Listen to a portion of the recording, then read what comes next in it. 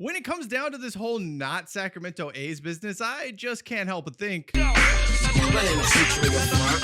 No future for John Fisher, a walking, talking lie, the human embodiment of dishonesty, a dude who was booed out of his own temporary home stadium.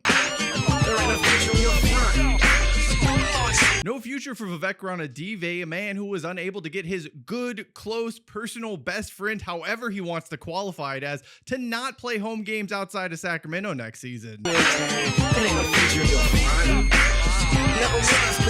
Certainly no future in the front end of Sacramento Mayor Kevin McCarty, who seems to be living his life in some dystopian reality where Sacramento is in contention to receive a Major League Baseball franchise when the A's do bolt. Or maybe he was just happy to sell his soul and constituents down the river for the opportunity to throw out the first pitch at an A's game. Celebrating Major League Baseball in our capital city? I don't think anyone else got the memo, judging by all of those empty seats behind you. Also, I hate to be the bearer of bad news, but I'm pretty sure the Capitol isn't located in West Sacramento. At least your PR team managed to hide that embarrassing Las Vegas patch on the Athletics jersey. Here's the deal, expecting scummy people to do non-scummy things is foolish, high foolishness at that. So it comes as no surprise to hear the not Sacramento Athletics are taking 6 home games outside of the city to Las Vegas next season. Unsurprisingly, there is no one in the city willing to fight for us, the public. They haven't been willing to fight for the people of Sacramento throughout this entire ordeal. You know, protecting us from things like the A's spending every last moment trying to undercut those willing to spend premium prices on their very special brand of AAA baseball. All offseason was spent trying to convince Sacramentans to buy season tickets. And in the second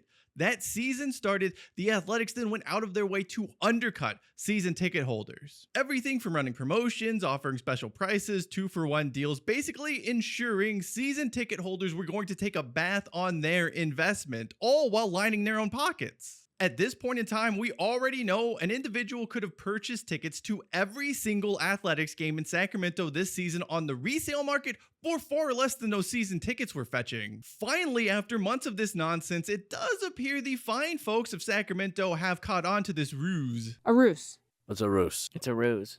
Oh, it's a ruse. It's a ruse. What's wrong with you? If you were doing a straw poll of athletic season ticket renewals in Sacramento for year 2, just informally, looking at social media, looking at Reddit, just hearing things in the city, it's probably about half in half. Half are going to renew and half are totally done with the franchise entirely. That could even be a bit of a generous estimate here. The team has not only refused to lower their absurd season ticket prices we know that can easily be beat on the resale market where there is a glut of low price athletics tickets, but there are no perks for season ticket holders to renew. There's nothing to get them to stay with the club. The A's are operating as if they don't care. They got your money and that's that. It's an operation that is running like a 19th century carnival scam. Like those carnival scams, the attendance is starting to wane here in Sacramento with Major League Baseball. Sub 9,000 announced crowds are looking far closer to 6,000 people. Everyone would rather be anywhere else than at an A's game in Sacramento at this point in time, apart from those 10 locals who are still passionately defending this for reasons. I don't even know what their argument is at this point in time. It's like, oh, we're still gonna keep the A's. Yeah, good luck with that, Holmes. I personally spend a lot of time thinking about what happened to this diehard A's fan from Yuba City. Then again, I spend an inordinate amount of times thinking of really dumb things from Sacramento's sporting past. Speaking of which, coming tomorrow, or if you're watching this on September 2nd or after that point in time, it's already available,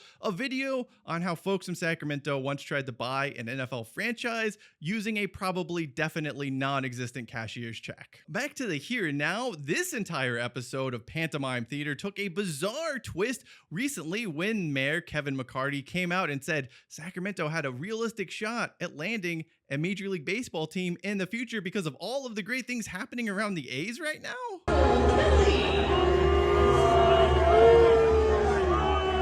Come again? Have you not been paying attention to what's happening out there? I mean, I know you threw out the first pitch and you're really proud of that, but it doesn't hide the reality that this situation is a dumpster fire. And it also doesn't hide the reality of all of Sacramento's attempts to woo professional sports teams and leagues over the years. Learn your Sacramento sporting history, Mayor McCarty. A little homework goes a long way. Then again, this is the man who had the old end around pulled on him by like the 30 people who live in the rail yards, almost derailing the Sac Republic's new stadium. Then he had the audacity to show up to the Republic Stadium groundbreaking at the rail yards like he was somehow involved with this, like he helped get this project off the ground and almost wasn't responsible for derailing it for the 100th time in a row.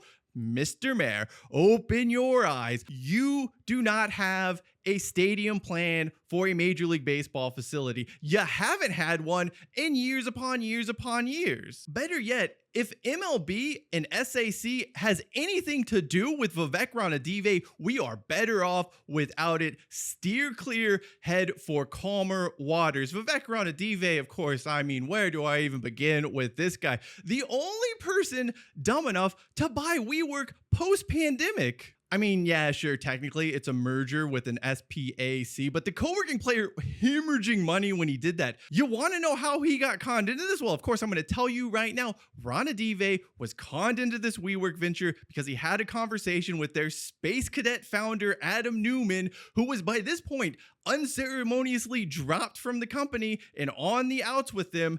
And Newman talked Ranadive into this because he is a patsy and a loser. I don't know how many times I have to keep telling you this, Sacramento, but I am going to keep telling you this because it bears repeating. Vivek Ranadive is a moron. He didn't save the Kings. He's done more harm than good with that franchise. And at this point, all he cares about in life is looking cool. I mean, all it took for him to get involved with WeWork was a few lies and sweet nothings from a proper moron, an individual who had been horribly exposed with a business model everyone admit didn't work as is. So you have Fisher, Ranadive, local politicians. I mean, it's just a bunch of people who don't know what they're doing and shouldn't be making decisions for anything in life, yet here we are. The most unfashionable man alive is running the Gap. A moron is somehow in charge of Sacramento sports. And then you have people like Kevin McCarty who are just there hanging off the coattails of it. Given all of this, though, I think it's easy to see why Sacramento has finally come to their senses. Even the biggest optimists here, even those who are like, this is going to be great for the city. We're going to have MLB. Maybe we'll get a team full time.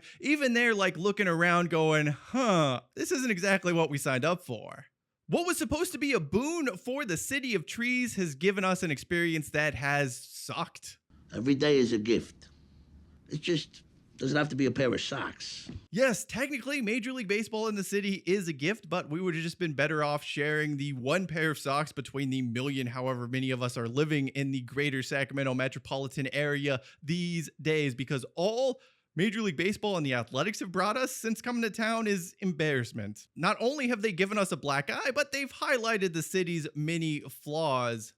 The thing is, it only gets worse from here. There's no going up. We are on the slow, I don't even know if it's a slow decline, but we're just going down because 2026 with the A's in Sacramento, it's going to be Memphis hosting the Tennessee Titans levels of bad. There's no more novelty. There's no reason for anyone in the city to care. But hey, maybe the A's front office can snare another huge free agent signing who hates spending every waking moment in the city. Luis Severino, what a coup that was. Sadly, none of the people who should care do care about any of this. Fisher, he doesn't care. He's happy to play in a stadium with free rent, and he gets to keep that sweet, sweet NBC California money. Ranadive doesn't care because the A's sticking around benefit him twofold. First, it keeps NBC California afloat. That station is nothing without the A's. They're not just going to exist because of the Kings. And while that's happening, he's gouging the people of Sacramento through high parking prices and other nefarious business activities over at Sutter Health Park when the A's play.